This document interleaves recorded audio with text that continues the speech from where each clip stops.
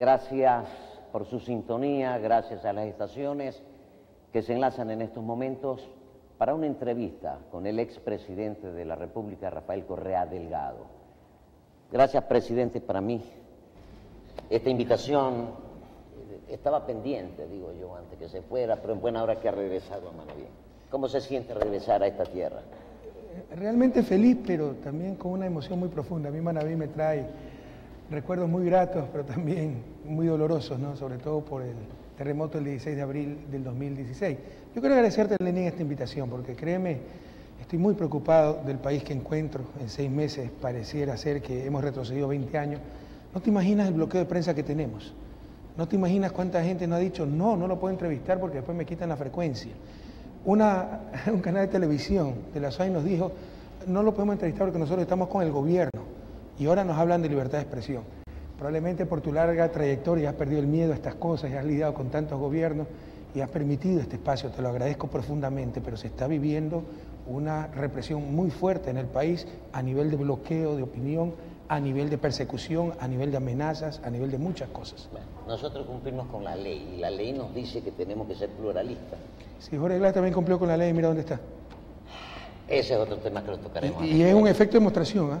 Porque cuánta gente cede a las amenazas, porque mira lo que le hicieron a Jorge. Y ese es un poco le hacen eso a el Jorge, argumento. Si le hacen eso a Jorge. Bien, presidente. Su decisión de regresar al país. Mira, yo lo dije al país, y la mala fe es tal que hace poco salió el presidente Moreno a decir que no me presenté en las elecciones del 2017 porque sabía que iba a perder. Yo hubiera ganado de una sola vuelta, pero hace más de 2 años decidí no presentarme, se lo dije al país, y más aún, ir a residir a Bélgica, lugar de origen de mi esposa, porque eso le dio a mi familia. En la vida política, tú tomas decisiones, es dura la vida política, tomas decisiones que afectan a los demás. Yo decidí ser candidato a la presidencia y gané a presidencia, pero involucré a toda mi familia. Y tuvimos 10 años felices, pero duros, porque mi familia es una familia muy sencilla, no le gusta figuretear, no le gusta la opulencia, no le gustan los derroches. Vivíamos en nuestra casa de siempre, no cambió el mobiliario, no cambió absolutamente nada, jamás recibimos en Carondelet, pero es duro perder la privacidad, no poder ir con ellos a un, ¿cómo se llama? Me estoy olvidando el español, de los centros comerciales, a un, donde está el patio de comidas. Es duro tener siempre que tener seguridad por cosas, por cuestiones elementales, obviamente, no prudencia elemental. Es duro ver todas las tonterías que algunas veces se hablan en redes sociales, sabemos que la inmensa mayoría nos quiere muchísimo, ¿no? Pero basta que se pase un poquito la sal para dañar el más delicioso banquete. Entonces, esta gente que mete tanto odio, tanta inquina en redes sociales, le había ofrecido años de tranquilidad en Bélgica. También mis 2 hijas estaban estudiando, no necesariamente en Bélgica, pero en Francia, en Europa, con becas que ya mías se ganaron del gobierno francés, dicho sea de paso. Y pensaba retirarme unos años de política, si no definitivamente de política. Tal vez cayendo en la trampa de mi propia vanidad, al creer que se había hecho lo suficiente para que no haya un retroceso muy grave. ¿Cuál es mi sorpresa?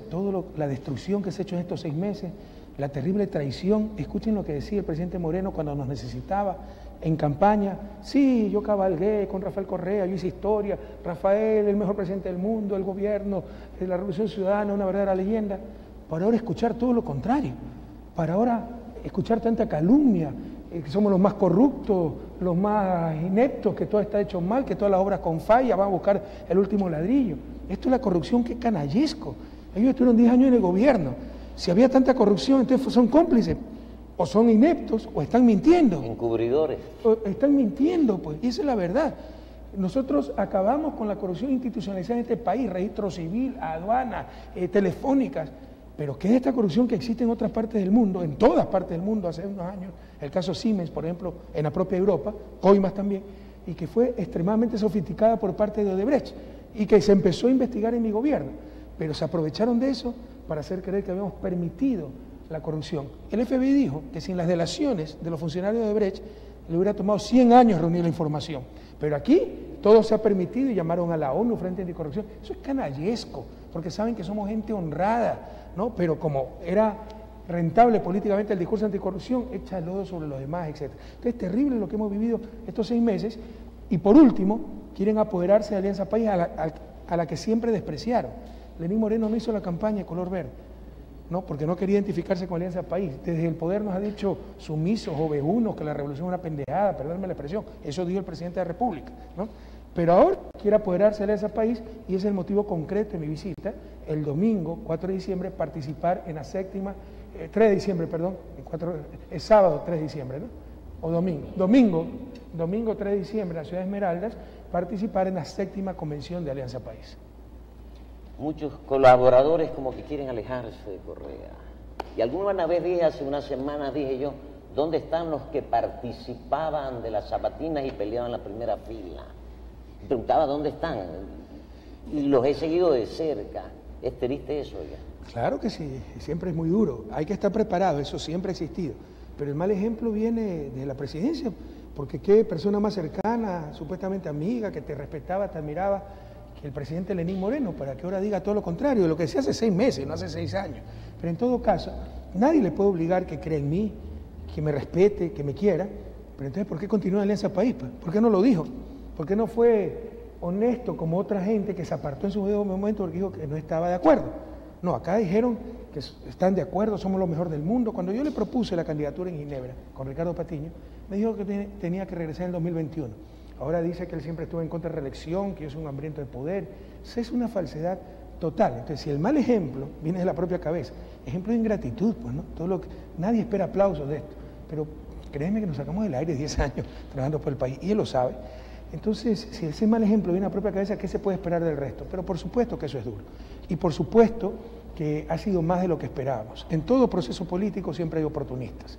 Pero caramba, que hay gente que se ha vendido por un plato de lentejas. Aquí en Manabí, ¿no? ¿Cuánta gente por cargos? Ahí habían ciertos asambleístas que están apoyando al gobierno, toda la familia que está en cargos públicos, la ambición, etcétera, ¿no? El propio Ricardo Zambrano, que ahora se cree secretario de Alianza País. Ha sido muy duro, pero de las crisis, de esto el balance va a ser negativo, nos están haciendo retroceder, pero hay que sacar lo positivo, incluso del peor de los escenarios, y una de esas cosas positivas es que esto nos va a permitir depurar Alianza País, que queden los que están por convicción, no por un plato de lentejas, no por un puesto, no por estar cerca del poder, y quedaremos menos, pero seremos más. Bien, el tema de esta famosa consulta, no entendemos, por lo menos no vemos con claridad, ¿cómo puede la Corte Constitucional resolver las dos preguntas que son conflictivas? No entendemos. Yo decía, ¿y cómo hace un profesor académico, un académico? ¿Cuáles dos preguntas? La que sabemos, la una con dedicatoria y la otra para aprovechar, digo yo, y nombrar a dedo. Es que el público va a creer que nos pusimos de acuerdo. Por favor, créame que no hemos conversado de eso. Pero con la experiencia que tiene Lenín, le acertó como siempre. Yo lo he dicho públicamente. O sea, ahí el meollo de la consulta son las preguntas 2 y 3. El resto es hojarasca, que se podía hacer a través de la Asamblea o incluso con decreto ejecutivo. Las 50.000 hectáreas más del Parque Yasuní es un decreto ejecutivo. Es solo el 5% del parque, dicho sea de paso. Y reducir de 1.000 a 300 las hectáreas de afectación, en realidad va a ser 250 las hectáreas afectadas. No están reduciendo una gota de petróleo. Es un gran engaño. El meollo de la consulta, como tú ya lo percibiste tan acertadamente, es la pregunta 2 y 3. ¿Quiere hacer un comentario o sigo explicando? Explique usted, a mí no me crean. La pregunta 3 es un breve golpe de Estado, Lenín. Por favor, ¿saben lo que están proponiendo? Cambiar una función, un poder del Estado, Consejo de Participación, parte de la función de participación ciudadana y control social, reemplazarlo por delegado del Ejecutivo, es decir, va a ser una sucursal de Carondelet, y que puede evaluar y destituir, lo cual no consta en la Constitución como competencia del Consejo de Participación, sino como competencia de la Asamblea, a todas las autoridades que nomina. ¿Saben lo que significa eso? Las autoridades que nomina el Consejo de Participación Ciudadana son fiscal, procurador, defensor del pueblo, defensor público, los 6 superintendentes de compañía, de banco, economía popular y solidaria, etcétera, Contralor, Consejo Nacional Electoral, Tribunal Contencioso Electoral, Consejo de la Judicatura y la propia Corte Constitucional, que ni siquiera es susceptible de juicio político por parte de la Asamblea. Se acabó el Estado de Derecho. Y eso es lo que proponen. Si la Corte Constitucional deja pasar, eso es una monstruosidad, porque la Corte Constitucional tiene como deber primordial defender el Estado de Derecho. Créeme que me recuerda el país de hace 20 años, por eso te digo, en 6 meses nos retrocedieron 20 años. Cuando pasaban las más grandes monstruosidades y se hacía mutis por el foro, se miraba para el otro lado. Acuérdate cuando destituyeron a Abdalá. que es para mí lo peor de la política ecuatoriana. Los psiquiatras. Pero fue inconstitucional, pues. Tú no puedes destituir a un presidente electo 6 meses después con una mayoría simple en el Congreso y acusándolo de insanidad mental porque le dicen el loco, pues no puede. Y no solo eso, no lo reemplaza la vicepresidenta, sino que lo reemplaza el director de orquesta del golpe, el presidente del Congreso, Fabián Alarcón, con el cargo de presidente interino. ¿Cuándo ha existido el cargo de presidente interino en nuestra Constitución? Es como decir más o menos el dictador constitucional, no existe, se rompió la Constitución.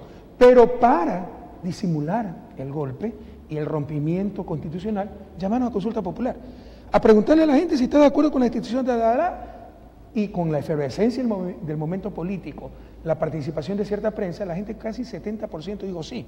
Y le preguntaron si estaba de acuerdo con que se haya nombrado a Fabián Alarcón presidente interino, y el pueblo dijo sí, casi 60%. Pero la opinión de la mayoría no convierte una mentira en verdad, no convierte una ilegalidad en legalidad. Nuestros sistemas son democráticos, la voluntad de la mayoría, pero republicanos, en función de reglas de juego preestablecidas. Pero ellos son sabidos y vencieron en la coyuntura. ¿Y qué desató eso, compañeros? Una década de inestabilidad terrible, 7 presidentes en 10 años, 3 gobiernos electos que no terminaron su mandato. Por la falta de gestión, de control, de regulación, eso nos llevó a la crisis del 99. Una quinta parte de la población tuvo que abandonar su propia patria, pero ellos son sabidos, ganaron en el corto plazo. Lo mismo veo ahora. Quieren destruir la institucionalidad, probablemente con su poder mediático, con todas sus amenazas, ganan la consulta, victoria política en el corto plazo y destrozan la institucionalidad del país, destrozan el Estado de Derecho. Qué lástima. Por eso te digo, me parece en 6 meses encontrar el país de hace 20 años. Y la pregunta 2, claramente regresión de derechos. Y todo es contra mí, tú sabes, ¿no? 60 millones para evitar que Correa se lance candidato. Es la postulación indefinida. Si ustedes pueden votar por A, B, C, y ahora solo van a poder votar por A, B, claramente restricción de derechos. Si ustedes pueden participar para los cargos X, Y, Z, y ahora solo van a poder participar para el cargo X, Y, claramente regresión de derechos.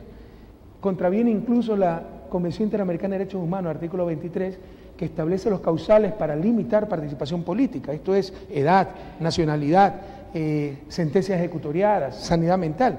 Y por ningún lado dice ya haber ocupado el cargo, ¿no?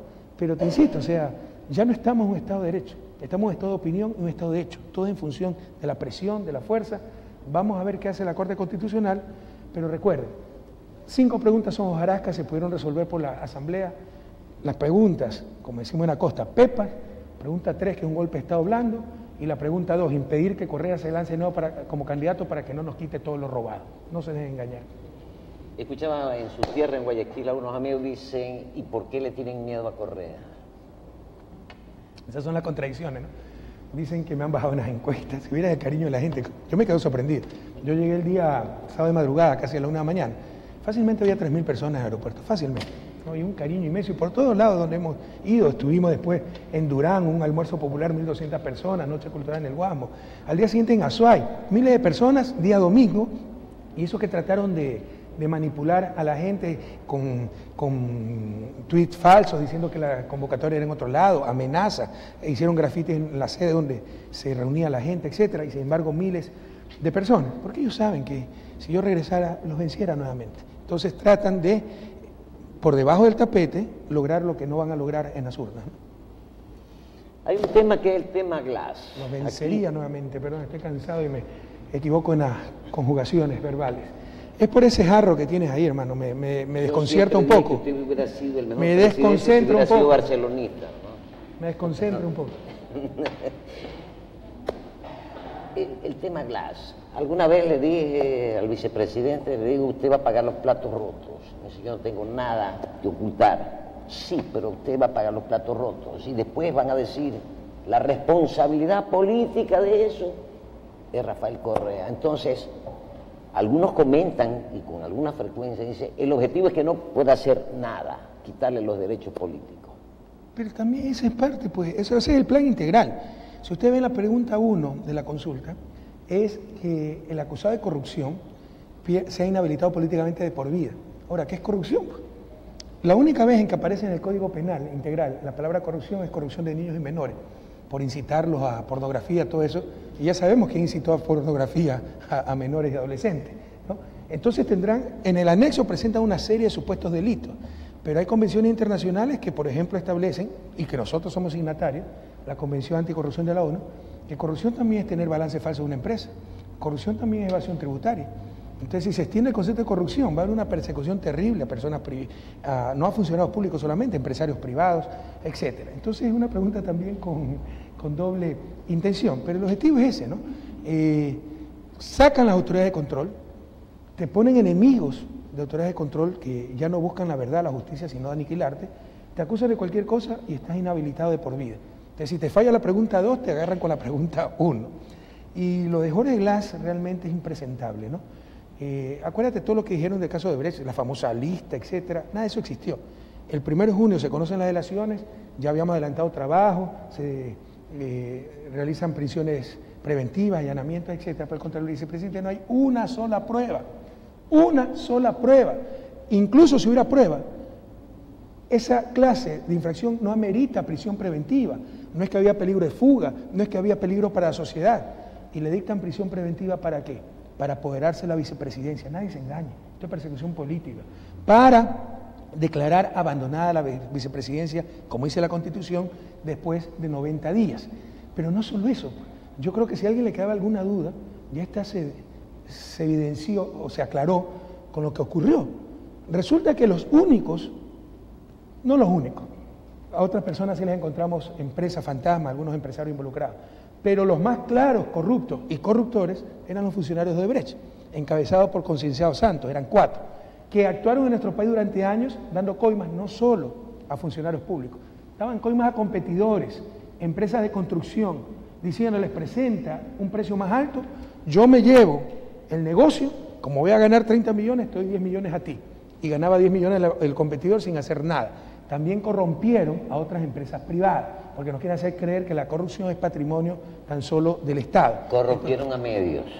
Por supuesto, pues ya todo el mundo se olvida.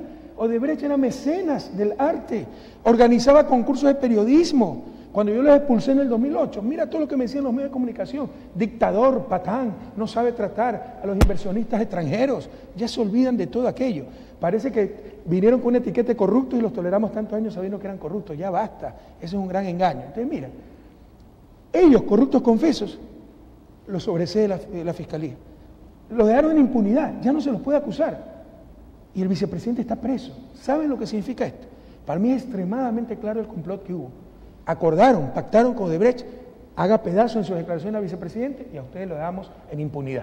Pero además, aquí hay clara intervención también de servicios de inteligencia. ¿Quién puede creer que de repente un asistente del tío del vicepresidente, Ricardo Rivera, aparece con un pendrive que se lo entrega a un amigo y resulta que el amigo es un capitán de policía de inteligencia y ha sido amigo? Y que en ese pendrive se demuestra supuestamente la cercanía entre Jorge y su tío, lo cual no es verdad. Yo he revisado los mails, no es verdad, pero ese fue el framing que se armó en cierta prensa, el marco, el encuadre. Y cuando le preguntan dónde está la computadora en la cual sacó esta información para ver si no ha sido adulterada, no, yo boté la computadora. ¿Quién puede creer una barbaridad así? Esa es una jugada de inteligencia burda, pero en base a eso ya los titulares condenaron a Jorge Glass. Aquí tenemos un preso político. Jorge Glass es inocente, compañeros, y tenemos un preso político, que nadie se engaña. Y tiene razón, después vendrán por mí.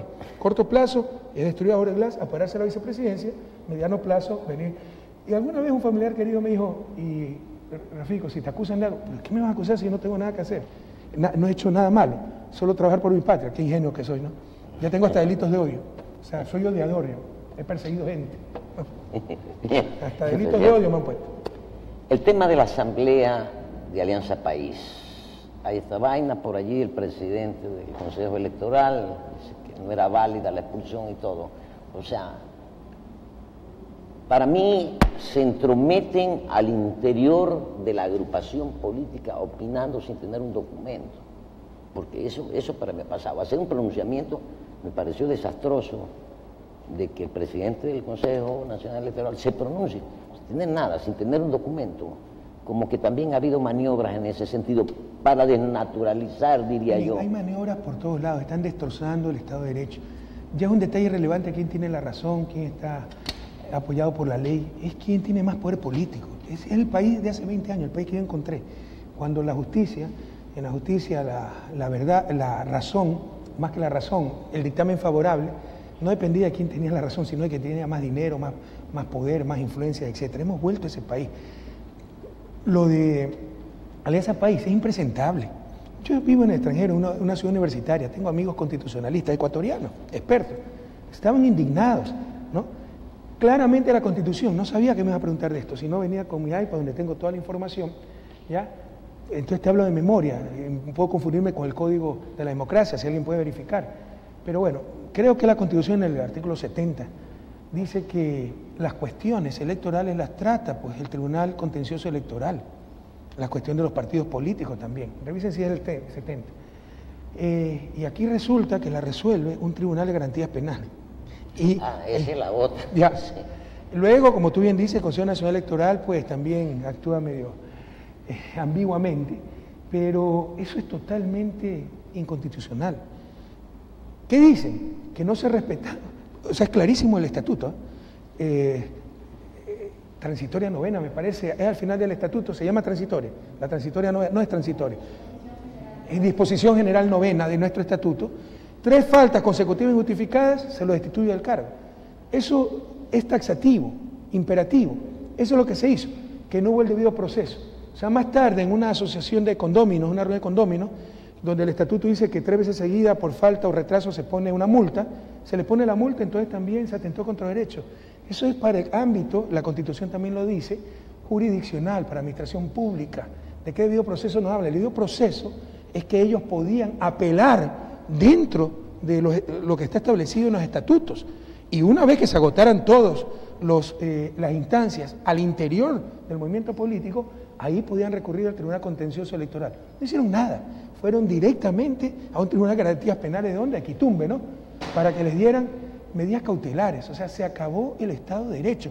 Los movimientos políticos, queridos manabas, queridos ecuatorianos, no son parte del Estado, son personas jurídicas privadas. Entonces, están aplicando, invocando en esta resolución írrita de ese Tribunal de Garantías Penales, cosas inherentes a instituciones públicas. Los movimientos políticos son personas jurídicas privadas. Y esto sienta presente nefasto, pues. Más tarde un juicio de divorcio también privado, el marido que no quiere divorciarse mete medidas cautelares, pues, ¿para qué no se divorcie? Para que no le pongan el divorcio. O sea, es un absurdo lo que se ha hecho. Presidente, hay una preocupación grande. Usted hace algunas semanas dijo que le preocupaba el tema de la balanza. Usted dejó como en 5.000 millones, creo que eran las reservas, y han comenzado a desplomarse. Y la verdad es que es preocupante. Y hablaban de proteger el dólar, pero se toman acciones como para desprotegerlo, porque eso es lo que está pasando. Entonces, créanme, lo que sí nos preocupa ese tema que usted anunció oportunamente. Vea, yo estoy muy preocupado también por la economía, y es pura politiquería e ineptitud. Pura politiquería e ineptitud. ¿Por qué se lo digo? Nosotros estimamos 1.4% de crecimiento y sabemos hacer las cosas, y sabemos estimar. Con un barril de petróleo, si la memoria no me falla, $44 el barril, pero estaba cerca de los 40. Está a 58, el crudo marcador, réstele 3, 4 de castigo, $54 que recibe el Estado. Yo lo tuve el primer trimestre del 2016 a menos de $20, ¿no? Está el 58 crudo marcador, lo que recibimos, porque nuestro crudo tiene castigo, 54, 55. Deberíamos estar con un dinamismo económico impresionante. Y nada se mueve, porque generaron incertidumbre, entre otras cosas por la politiquería, por imponer una consulta popular, ¿no? Que ni siquiera la propusieron en la campaña, que polariza, que divide. Yo siempre estaré a favor de consultarle al pueblo, pero tiene que ser oportuna esa consulta y atender lo más urgente. Además que tiene que responder al programa de gobierno, pero al ganador, no del perdedor, no del Lazo, ¿no? Pero además no se toman decisiones. El mismo equipo económico continuó, pero ese equipo económico debe recibir instrucciones del presidente, pues como yo hacía, cada semana. Los 2 últimos años, los años más difíciles, 2015, 2016, cada semana me reunía con el equipo económico. Y obviamente los años precedentes, pues cada mes, etcétera, pero siempre le damos seguimiento a la economía, incluso por política. Lenin decía, el otro Lenin, ¿no?, que política, no tampoco el de Carondelet, ¿no?, el de Lenin de la Unión Soviética, del Partido Bolchevique, que política es economía concentrada. Casi todo depende de la economía. Entonces uno tiene que estar muy atento. Ahora no hay liderazgo, no hay decisiones. Yo veo un país inmovilizado. Yo veo un país repleto de incertidumbre cuando paradójicamente las condiciones económicas internacionales han mejorado muchísimo. Eso es fruto exclusivamente de ausencia de gestión para dar prioridad a la politiquería y obviamente de la falta de decisiones y falta de liderazgo. Hasta junio los organismos seccionales recibieron... Ya redujeron a la mitad la tasa de crecimiento. Debieron aumentarla, porque el precio del barril está más arriba de lo que nosotros habíamos previsto. Redujeron a la mitad la tasa de crecimiento. Sí, pero les redujeron los presupuestos a partir de junio a los organismos seccionales. Por ahí nos decía el prefecto que son 8 millones menos, otros alcaldes 3 millones, 4 millones, 5 millones. No hay justificación para eso, no hay justificación. Porque además se dejó identificado el financiamiento, pero te insisto, la necesidad de financiamiento va a disminuir porque el barril, el barril del petróleo significa ingreso de divisas, eso dinamiza la economía, pero también ingreso fiscal. El fisco requiere menos financiamiento. Y están ocurriendo lo contrario, o sea, algo está mal, están manejando mal la economía. ¿Qué medidas tomaría usted? Muchísimas. Por ejemplo, hay liquidez en economía, pero hay que tener liderazgo para decir que los bancos presten. Y si los bancos no quieren prestar lo que nosotros hacíamos, ya veíamos la manera de captar esa liquidez que está en el sector privado para nosotros colocar en adecuado gasto público, inversión pública que dinamiza la economía. Uno de esos sectores es la construcción. Pues no han construido una sola casa. Todas las casas que han inaugurado, por ejemplo en Manaví, son casas que nosotros empezamos. No han empezado una nueva casa. Nos deben 8 y la plata quedó allí. ¿Nos deben 8? 8.000 viviendas todavía del terremoto que quedaron financiadas. Es que ni siquiera han ejecutado lo que ya quedó financiado y planificado. Es una falta de gestión terrible. Puede ser mediocridad, incapacidad, pero también es por la irresponsabilidad de darle prioridad, no a la política, no llamaría política. Política es algo muy noble, buscar el bien público, el bien común. Para dar prioridad a la politiquería. Su objetivo, su obsesión es destrozar a Correa. Así destrocen al país. Presidente, con todos estos escenarios, ¿podría haber una alternativa, una consulta, una asamblea constituyente?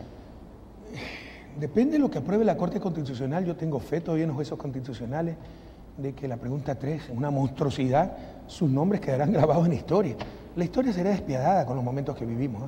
La historia nunca ha perdonado a los traidores y los que se han prestado a esa traición y a los que han sido cómplices.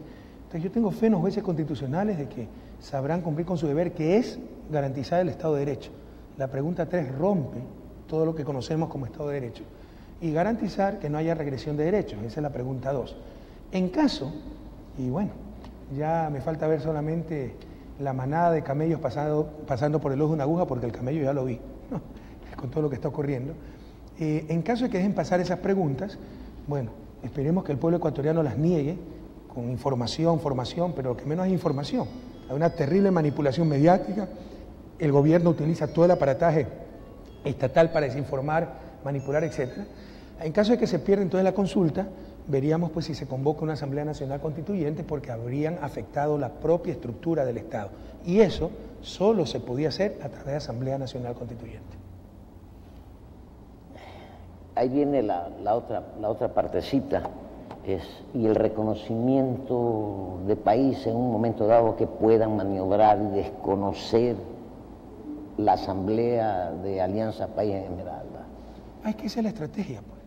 O sea, crear conflicto, porque saben que a nivel político apoyo no nos va a ganar nunca. Yo les puedo decir, el 95% de las bases de Alianza País están con nosotros, rechazan la traición de Lenín Moreno. Usted dirá, pero sí, pero hay muchos asambleístas, directores cantonales. ¿Por qué la política de la zanahoria y el garrote? Algunos se venden por una zanahoria, lo cual es gravísimo moralmente, y otros ceden a las amenazas. Así funciona. ¿Cómo está funcionando el país, Lenín? Y le puedo dar nombres, ¿eh? Y le puedo dar nombres que le pido, guarde la reserva del caso para protegerlos, pero que investigue y diga si mentió o no. Mandan a Contraloría a hacer un informe de auditoría. Le meten una glosa de 30 millones y al día siguiente los llama Eduardo Mangas, secretario de la presidencia nicaragüense, que fue hermano, oye, qué pena lo de la glosa, ¿no? Ve, te damos todo el apoyo político para que te defiendas, pero tienes que apoyar la consulta y tienes que apoyar al gobierno. Así mucha gente ha cedido. Ya no es tan grave moralmente como lo primero, que es venderse por un plato de lentejas.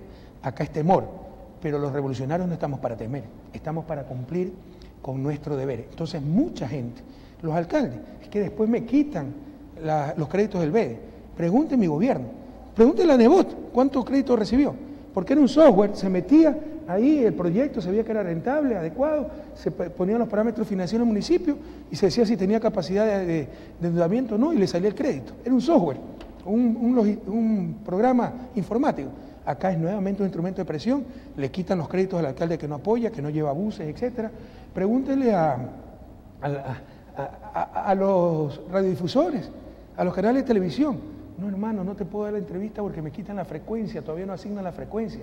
Todo es en base a amenaza. Entonces eso ha hecho que ciertos dirigentes, mandos medios de Alianza País, pues retrocedan. Pero las bases 95% están con nosotros. Entonces, no nos va a ganar nunca una convención. Por eso no se atrevieron a hacer una convención paralela. ¿Pero qué hicieron? Manipularon una supuesta comisión de ética ya destituida para que destituya 9 miembros de la Dirección Nacional, sin informe previo, sin informe jurídico, como dice el procedimiento. ¿Ya? Eso le comunican al Consejo Nacional Electoral, entonces ya te genera un conflicto. En base a eso hacen una dirección nacional en Guayaquil, que es una vergüenza, no le fue nadie, y los pocos que fueron no representan a nadie, y en la foto salen con una cara de circunstancia terrible, ¿no? Cara de culpabilidad, lo cual es positivo, porque quiere decir que probablemente todavía quedan vestigios de moralidad, todavía diferencian entre el bien y el mal, porque ya están cayendo en la amoralidad. Entonces, pero ya tienen una directiva nacional paralela, que ya pueden generar un litigio interno. Y esos litigios internos tienen que ser dilucidados por el Tribunal Contencioso Electoral. Y como están las cosas en el país, no importa quién tenga la razón, sino que quién tiene más presión. Nosotros no hacemos eso, el gobierno sí. Entonces, legítimamente, popularmente, la gente está con nosotros. La convención la vamos a ganar, pero tratan de ganar nuevamente bajo la mesa lo que no pueden ganarnos en las urnas. Y ese rato yo tendría que retirarme de Alianza País, ¿no? Que no me voy a prestar para una Alianza País en manos de esta gente.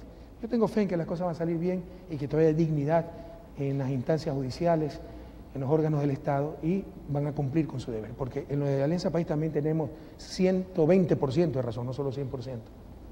Se ha criticado de que Correa dejó inconclusas obras. No conozco todavía qué presidente hasta de 0 a 100 y ha cumplido. Todavía no conozco yo. Qué gracioso, Lenín, porque antes criticaban a los gobiernos por no hacer nada, ahora nos critican por no hacer todo.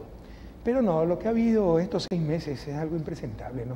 No han hecho nada y han tenido una campaña sistemática, milimétrica, para destruir nuestro bagaje, para destruir nuestro gobierno, para destruir nuestro prestigio personal. Cada semana un escándalo. Y esa es la estrategia de Durán Barba. Cada semana un escándalo. Que la corrupción generalizada. Lenín Moreno estuvo 10 años pues, en el gobierno, 6 años como vicepresidente. Es incompetente, es cómplice o está mintiendo, ¿no? Que el sobreendeudamiento, el propio ministro de Finanzas lo desmintió, su propio ministro de Finanzas. Que 640 obras mal hechas, revise el listado. Obras que no han empezado por falta de financiamiento, dijeron obras con problemas, le llamaron, ¿no? Y que había sobreprecio, llaman sobreprecio a los reajustes contractuales que son perfectamente legales.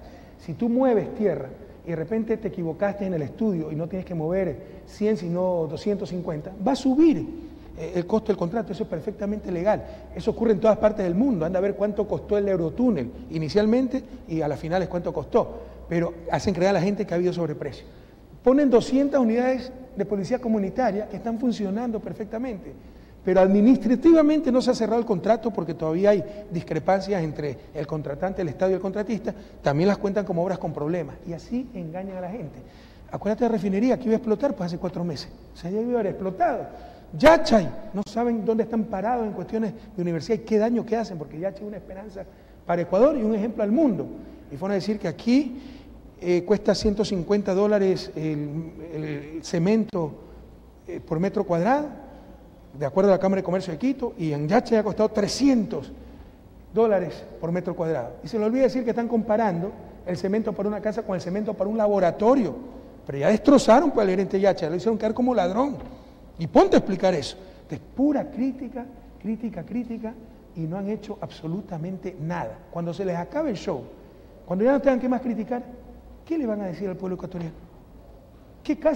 ¿Cuántas casas construyeron? ¿Cuántos bonos han aumentado? ¿Cuánto empleo han generado? ¿Cuánto crédito han dado? Su programa de gobierno. No han cumplido absolutamente nada. Entonces están buscando, y así son los mediocres, queridos jóvenes, El ladrillo que faltó a la obra que nosotros construimos o que iniciamos para criticar. Es fácil criticar. Es fácil criticar las miles de obras que hemos hecho, cuando ellos no han hecho ninguna. Hoy día están inaugurando la Escuela de Milenio en Cuenca, que nosotros la iniciamos. Verás que nos dicen que es del gobierno, ¿ya? Pero ahí sí van a inaugurar las obras que nosotros hayamos comenzado. Pero por otro lado, te insisto, están buscando el último ladrillo para criticar. Eso se llama mediocridad. Decíamos esto porque, lógicamente, está por terminarse ese hospital que a usted se le ocurrió que fuera de 516 Debió acabarse hace rato. ¿Ah? Debió acabarse ya hace varios meses. Sí. Estaba prácticamente listo. No, pero a usted se le ocurrió aumentar el número de camas. No se acuerda, yo sí. No, cuidado. Eran 400 camas. A ver, no, lo que ocurrió, para aclarar al pueblo ecuatoriano, como yo sí estaba detrás de las cosas, ¿no?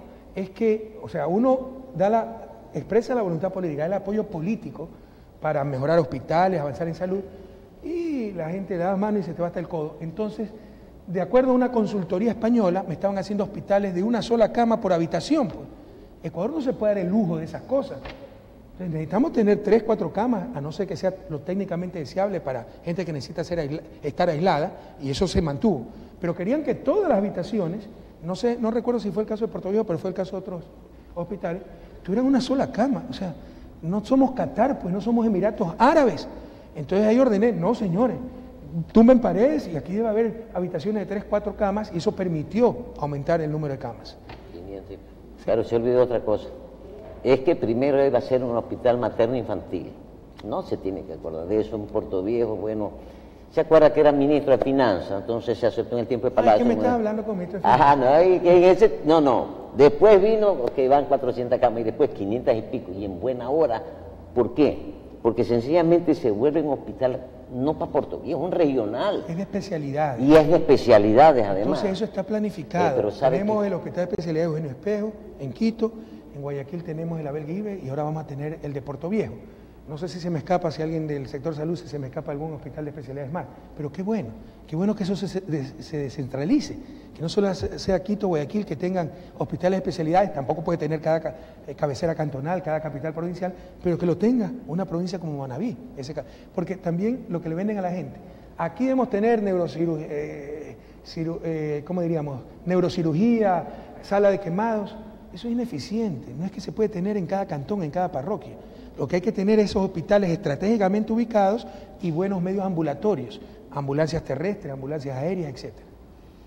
Qué ironía, vino la señora Bachelet y casi imploraba que cuando se arma el tema regional energético. Es irónico, tengo un dato, Chile ha tratado y ha estudiado 100 proyectos hidroeléctricos, 100, no ha podido con eso, entonces tan desesperado por energía. Ecuador cometió el error de las hidroeléctricas, pues entonces. Sí, también, por eso tienen preso al vicepresidente, te imaginas.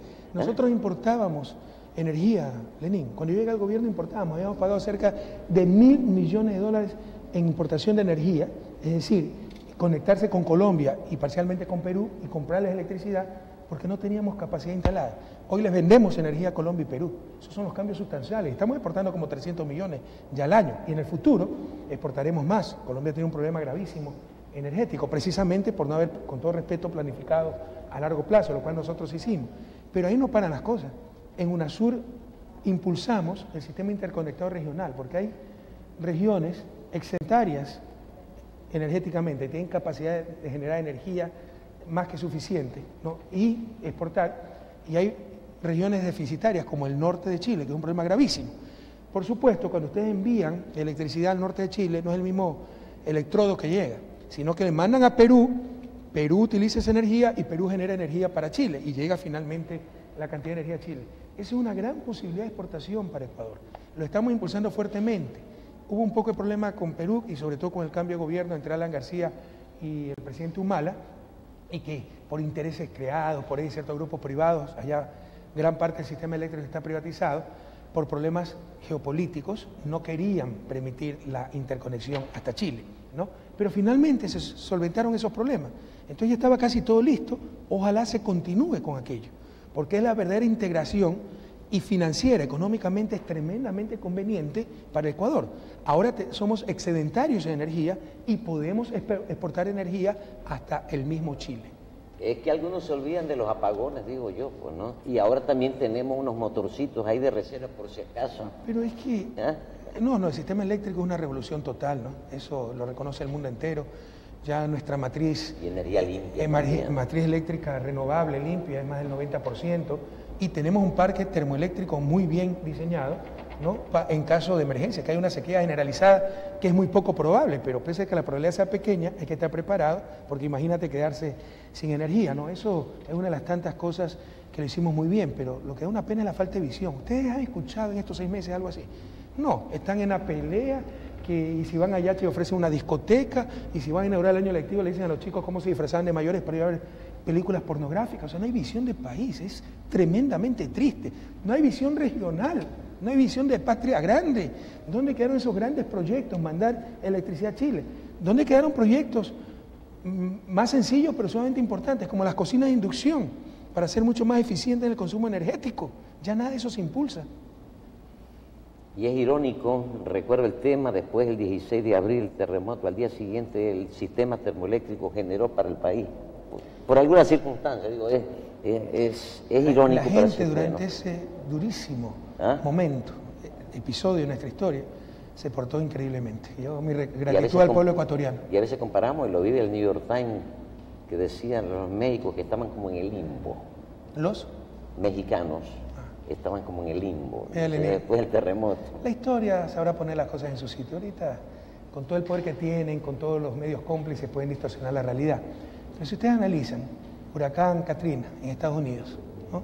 New Orleans, Bush fue arrasado en ese sector porque trabajó tan mal eso que la gente lo rechazó. En Concepción, en Chile, el gobierno perdió las elecciones ahí porque normalmente en esa clase de desastre la gente queda muy insatisfecha por la falta de acción oportuna. Nosotros barrimos en Manabí, entre otras cosas por el reconocimiento de lo bien que actuamos en la crisis. Y realmente actuamos bien. Y no es por casualidad, por lo construido durante 10 años. Antes no había Secretaría de Gestión de Riesgo. Antes no había ECU 911. Antes no había hospitales móviles. Antes no teníamos ni los carros esos canastas para colocar los cables. Hasta cosas tan sencillas para atender una emergencia. Todo eso funcionó muy bien y sobre todo, lo más importante, el recurso humano. Qué ejemplo que nos dieron los trabajadores manavistas. Yo siempre cuento esta anécdota cuando recorrí, eran 2, 3 de la mañana, no recuerdo si era canoa, jama, qué sé yo, me parece que era canoa, y veo a un trabajador eléctrico reparando el cable. Le digo, ¿y cómo está tu familia? No, mi casa se derrumbó. ¿Y qué haces acá? No, es que tengo que recuperar la energía, y en 24 horas ya había sido con energía nuevamente. Los maestros, ¿no? Los veía cuidando sus escuelitos porque se había derrumbado el muro y estaban a la vista de todos las computadoras. ¿Qué haces aquí? No, es que después se nos roban las computadoras. Es un patriotismo impresionante. Nuestros maestros pudieron utilizar de justificación que no tenían escuela para no dar clases. Pusieron carpas en los árboles, sacaron las bancas y siguieron dando clases. Debemos estar orgullosos de lo que somos los ecuatorianos, de lo que hemos logrado juntos. ¿Qué han hecho en estos 6 meses? Quitarnos la alegría, la esperanza, hacernos creer que somos los más corruptos, que si hay un abuso sexual de un profesor, los 200.000 profesores son violadores, y también el ministro que es cómplice y el presidente, porque tuvo una foto con la rectora del colegio. O sea, ya basta, nos están retrocediendo décadas. Que no nos roben la esperanza, compañeros, que no nos roben la autoestima recuperada. Una anécdota, me hace acuerdo que estaba la ministra Lidice Larrea, y lo contamos al aire, dice, el que estamos cansados de comer langosta, porque era en la zona de la costa. Entonces llamando a la ministra, cámbiame por pollo. O unos de aquí al frente que decían, ya todos los días nos dan el mismo desayuno. En los refugios, en los campamentos, en los albergues. Pero por ejemplo, eso también fue ejemplo para el mundo. O sea, cómo se instalaron esos albergues, cómo funcionaron las instalaciones, increíble. Y en un año, yo lo ofrecí, cuando es el gobierno, no había una sola persona bajo carpa. Yo quiero decirte que en algunos países de Centroamérica han ocurrido terremotos hace 20 años. Y puedes ir a los parques y todavía ver los damnificados de los terremotos viviendo bajo carpa, en casas ahí medio mal hechas, ¿no? Donde invadieron. Acá al año no teníamos una sola persona bajo carpa. Es que leí un titular del New York Times que decía, de unos mexicanos, dice, estamos en el limbo. Y me acordé que algún día saldrá alguna información oficial de lo que pasó de este terremoto y cómo se trabajó, cómo se hizo. No, mira, las 3 etapas, ¿no? La reacción inmediata, muy buena, y ecuatorianos, o sea, entendamos que no es el azar. Si no hubiera habido el puente de los Caras, ¿cómo llegaban los suministros? ¿Cómo salían los evacuados? Si no hubiera habido helicópteros, ¿cómo se sacaban los heridos? O sea, habíamos construido institucionalidad, habíamos construido recursos, teníamos procesos, teníamos gente capaz, entrenada, etc. Luego, toda esa gente, albergarla, funcionó muy bien. Y luego la reconstrucción, que también ha funcionado muy bien. Y habló del tema del puente Los Caras, no puedo olvidar jamás que un diputado manavita pidió a Contraloría que no emitieran el informe enseguida que lo demoraran. Eso no lo sabía usted. Algún día será. No, es que esa. Todas las cosas. Acaba de ocurrir el Festival de Artes Vivas de Loja, el segundo. Casi se lo comen casi se lo comen. Un éxito total. Los propios artistas de toda parte del mundo dicen esto es mejor que cualquier festival europeo, y yo conozco de esto, y realmente el primero fue maravilloso y tuvimos grandes fallas por falta de experiencia. Contratamos con tiempo a la empresa productora y se superaron esas fallas, pero nos metieron un informe de auditoría, de Contraloría, ¿no? Metieron a Contraloría en el informe, querían boicotearlo, quisieron boicotear la contratación. Y obviamente, con el tremendo éxito que ha tenido esta segunda edición, ya no dicen nada. Pero ahí está Contraloría tratando de buscar la coma que faltó para hacer problema, y en principio quisieron evitar esa contratación. Y entre otras cosas para que no fuera en Loja el festival. Entonces sabemos cómo funcionan esas cosas, ¿no? Que tratan de boicotear lo que es para los demás o aquello que les causa envidia. Presidente, usted vino por tierra de Guayaquil. Sí. Gracias por casi terminada la vía. Lo que pasa es que me quedo dormidísimo porque está cansado. No, está casi terminada. Yo lo estoy contando porque yo también vine de Guayaquil ayer. Está casi terminada la vía. Con todo respeto y un saludo al prefecto, pero sí la parte concesionada, la parte que maneja la prefectura está en bastante mal estado. Esa parte ya me desperté después del peaje, por ejemplo. No sé si vayan a reparar, porque en algunas partes ya no hay carpeta asfáltica prácticamente. El Consejo Provincial está recibiendo $600.000 mensuales menos a partir del mes de junio. Son parte de los premios, digo yo. Sí, pero ahí sí me preocupó un poquito la parte donde ya me desperté, porque créeme que estos 2 días hemos dormido 3-4 horas. Presidente, su regreso al exterior. Mira, yo no puedo quedarme durante algún tiempo residiendo en el país. Yo le ofrecí esto a mi familia. No sé, he dado tantas entrevistas y tantas conversaciones que no sé si ya lo conté en este espacio, pero yo anuncié hace 2-3 años, yo no me voy a presentar en 2017, porque ahora este señor Moreno dice que no me he presentado porque sabía que iba a perder. O sea, soy parapsicólogo, ¿no? Hace 2-3 años dije, yo en 2017 no quiero ser candidato, me voy a ir a residir con mi familia en el exterior. Mi familia es una familia muy sencilla, a nosotros no nos gusta la opulencia, no nos gusta figuretear. Mi esposa, los 10 años de presidente, siguió siendo maestra de escuela. Nunca vivimos en Carondelet, donde hay chef y todo eso, sino mi esposa misma. Tenemos una señora que nos lleva 2 veces por semana, pero el aseo de la casa lo hacíamos entre todos. Y me van a criticar porque yo no podía hacerlo mucho, pero en la cocina, etcétera, ¿no? Entonces, las compras, seguimos viviendo en nuestra propia casa, pero significa perder privacidad, significa perder seguridad, significa recibir cualquier porquería a través de los noticieros, a través de las redes sociales. Y a la gente de bien no le gusta eso. Y uno sí se siente mal, porque yo he hecho esto con mucho cariño, pero fue mi opción. Y en tu opción involucras a tus seres queridos que también lo hicieron con cariño, pero ellos no eligieron esa opción. Y reciben las consecuencias de tu decisión. Entonces yo me había comprometido con mi familia, mis 2 hijas están estudiando en Europa, con becas que se ganaron de gobiernos extranjeros, dicho sea de paso, ir a recibir unos años allá, y quién sabe definitivamente. He tenido que regresar porque jamás, ni en nuestras peores pesadillas, imaginamos lo que está ocurriendo. Ganamos la elección y es peor que si lo hubiéramos perdido. Estamos siendo perseguidos, hay una campaña sistemática de destrucción de todo lo que se refiere a Correa, destrucción de imagen, la labor del gobierno, y no podemos permitir tampoco tanta maldad. Pero yo tengo que regresar, ¿no? Y mi deseo no era involucrarme en política, y realmente regreso después de la convención del día domingo 3 de diciembre, regreso el lunes 4 de diciembre a Bélgica, donde estoy residiendo, ¿no? Si se llega a una asamblea constituyente, ¿encabezaría una lista? Con mucho sacrificio familiar. A mí no me gusta victimizarme, ustedes me conocen. Yo tengo sangre manada, los manavitas no se victimizan, tienen el espíritu de Alfaro. Por si acaso, toda mi familia materna, Delgado, es manavita. Con mucho costo familiar, vendría para liderar la lista a la Asamblea Nacional, a la Asamblea Constituyente. ¿Se podría ganar? No es que se podría, vamos a ganar. ¿Por qué crees que por todos los medios quieren evitar mi retorno? Porque saben que si mañana fueran las elecciones presidenciales, los vencemos y una sola vuelta. Y si mañana hay Asamblea Constituyente, les ganamos, la mayoría. Ellos lo saben. El gobierno en el último mes ha dado 16 puntos. Están de picada. No han habido encuestas últimamente, no publicitadas. Nosotros sí las tenemos, es que no las publican por eso.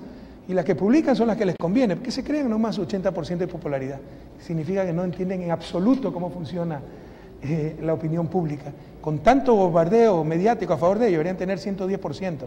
La realidad es otra, anda a las calles. La gente no es tonta. 6 meses de escándalo tras escándalo cada semana, ya, de acuerdo. Y que cirugía mayor a la corrupción, de acuerdo. Y que la lucha contra la corrupción, de acuerdo. Pero 1 mes, 2 meses, después 3, 4 meses, ¿dónde está la escuela? ¿Dónde está el bache ya reparado? ¿Dónde está el trabajo? ¿Dónde están las casas? ¿Dónde están las casas? ¿Dónde están los incrementos del bono? La gente no es tonta, pues. No es que la puedes vivir engañando con shows durante años, eternamente. Entonces ya le van a empezar a pedir cuenta a este gobierno. Ya lo está haciendo la gente. Y la gente se está cansando también de tanto show político. Y digo, están reviviendo... Hay mucho centralismo, Lenín, hay mucho centralismo también. Es terriblemente centralista este gobierno. Impresionante. ¿Ya? Y digo yo que están reviviendo el eslogan de campaña de Febres Cordero, pan, techo y empleo. Dice.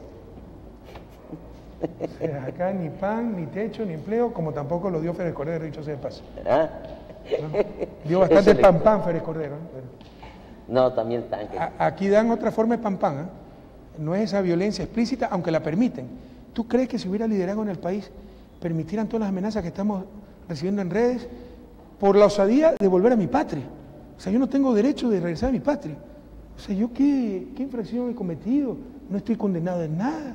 Sí tengo como 5 juicios penales que me han puesto, no entre ellos delito de odio, ¿no? Pero es la persecución. Pero entonces yo no puedo volver a mi patria. Yo no puedo involucrarme en política, o sea, no tengo derecho. Y viene un Abdalá que nos quiere recibir al aeropuerto para generar conflictos, lo dice públicamente, manda videos, y nadie actúa. No hay liderazgo, no hay autoridad. Estamos viviendo realmente en una anarquía, en una ausencia del Estado de Derecho, una ausencia de la autoridad en general. Y en otra forma de pobreza, de violencia, ellos están inoculando odio, ¿no? Ellos no se involucran en cuestiones violentas, pero permiten esa violencia, porque con lo que se ha dicho por parte de ciertos dirigentes, Páez, mañana voy a Quito, que acá lo recibiremos, lo vamos a buscar, que venga solito, pues para ver si están varoncitos, que venga solito, que no llame a centenas de personas, pero está llamando a la violencia y no pasa absolutamente nada. Es terrible. Es duro. Presidente, un mensaje para los manavitas. Son momentos duros. En lo personal se imaginan cuántas puñaladas he recibido, gente que confía muchísimo. Parece cernidera. Sí, pero también cuánta gente leal. Aquí usted ve muchísima esa gente leal que no se ha dejado comprar por un plato de lentejas, ni por muchos platos de lentejas, que pese a las amenazas tampoco se ha cobardado, tampoco se ha atemorizado, lo cual sería hasta natural. Y miren, los manavitas tienen un ejemplo muy cercano a lo que está pasando. La traición de Plaza al Faro. Yo no le digo ni a los talones al Faro, pero es calco y copia lo que está ocurriendo. Plaza creció con Alfaro. Plaza me decían que vendía chicha, no era militar de carrera. Peleó con Alfaro, fue ascendiendo en grados, llegó a general, era un tipo valiente. Alfaro lo apoya para candidato a la presidencia cuando termina su periodo, el periodo de Eloy Alfaro, el primero, y vence en elecciones Plaza, Leonidas Plaza, al banquero Lizardo García. Y a las pocas semanas pacta con Lizardo García para destruir a Alfaro.